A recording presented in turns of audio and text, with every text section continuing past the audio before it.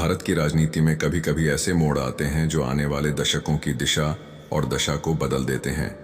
और 2 अक्टूबर की सुबह भी कुछ ऐसा ही नज़ारा लेकर आई जब मायावती और चंद्रशेखर आजाद रावण ने एक साथ मंच साझा किया और औपचारिक तौर पर ऐलान कर दिया कि अब दलित समाज की आवाज़ एक होकर गूंजेगी।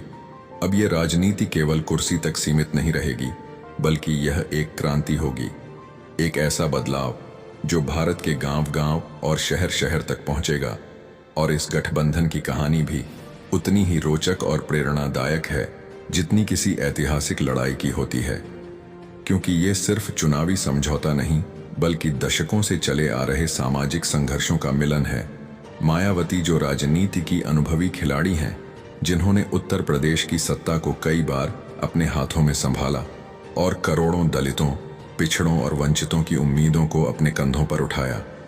उन्होंने अपने जीवन में हर तरह के उतार चढ़ाव देखे, सत्ता का स्वाद भी चखा और हार की कड़वाहट भी। वहीं दूसरी तरफ चंद्रशेखर रावण, जो नई पीढ़ी का चेहरा है, जिन्होंने सड़क से संसद तक अपनी लड़ाई लड़ी, भीम आर्मी जैसी संगठन से दलितों, पिछड़ों और अल्पसंख्यकों की आवाज बने और युवाओं के बीच एक करिश्माई नेता की छवि बनाई। उनके भाषणों में गुस्सा भी है, दर्द भी है और बदलाव का जोश भी।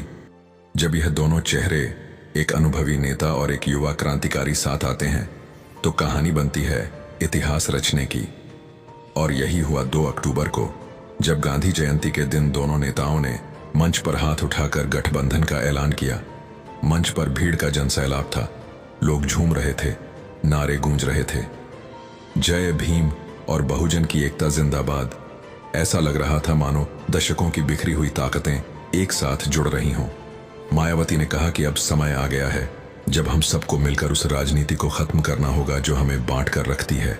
और चंद्रशेखर रावण ने मायावती को सम्मान देते हुए कहा कि अब बहन जी का अनुभव और हमारा जोश मिलकर वह नया भारत बनाएगा जिसमें किसी भी गरीब, दलित, पिछड़े और अल्पसंख्यक को डर कर जीना न पड़े।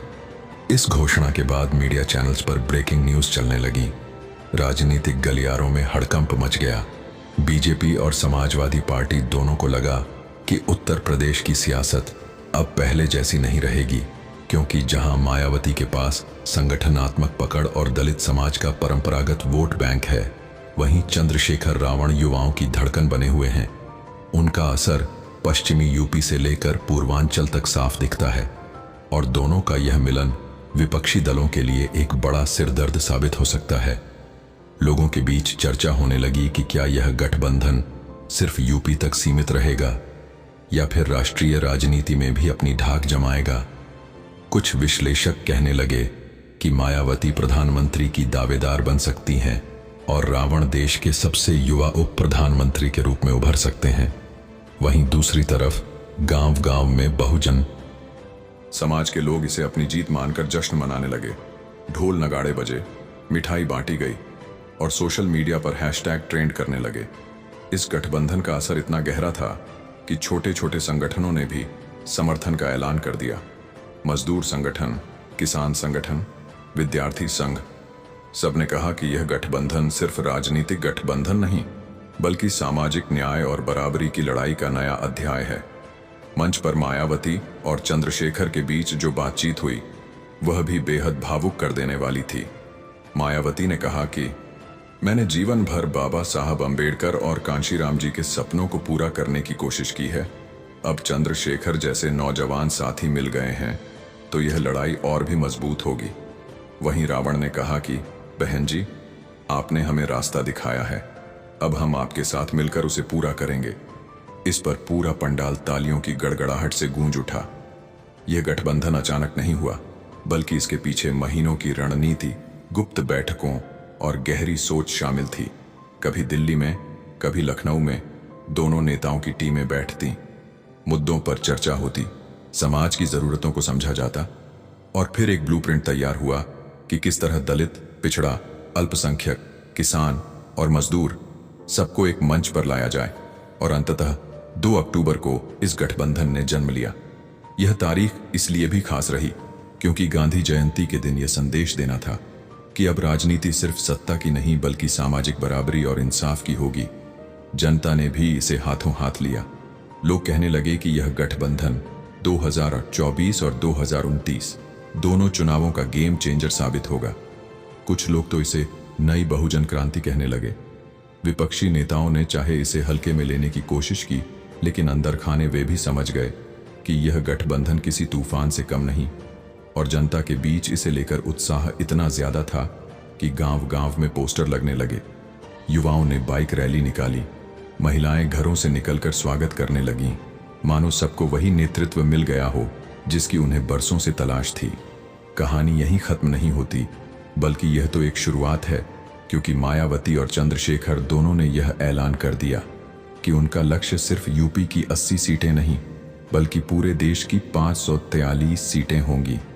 वे हर राज्य में जाकर दलितों और वंचितों को एकजुट करेंगे और उन्हें यह भरोसा दिलाएंगे कि अब उनकी ताकत ही उनकी राजनीति होगी।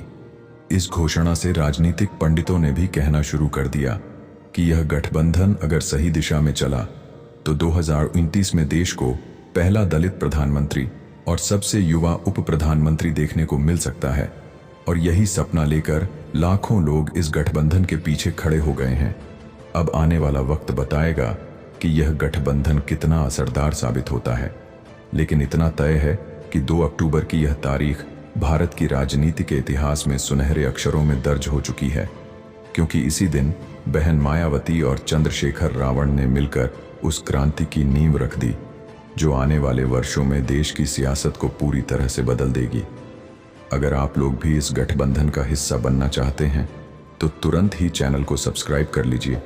और हाँ, अगर आप भी इस गठबंधन को मानते हैं तो वीडियो को लाइक कीजिए और कमेंट में हमें अपनी राय दीजिए कि अगला वीडियो किस टॉपिक पर बनाया जाए। दोस्तों, मैं वीडियोस पैसे कमाने के लिए नहीं बना रहा हूँ, बस मैं वीडियो बहुजन की आवाज़ को बुलंद करने के लिए बना रहा हूँ। तो दोस्तों, आपके हाथों में है कि आप लोग मुझे सपोर्ट करेंगे या फिर नहीं। जय भीम दोस्तों।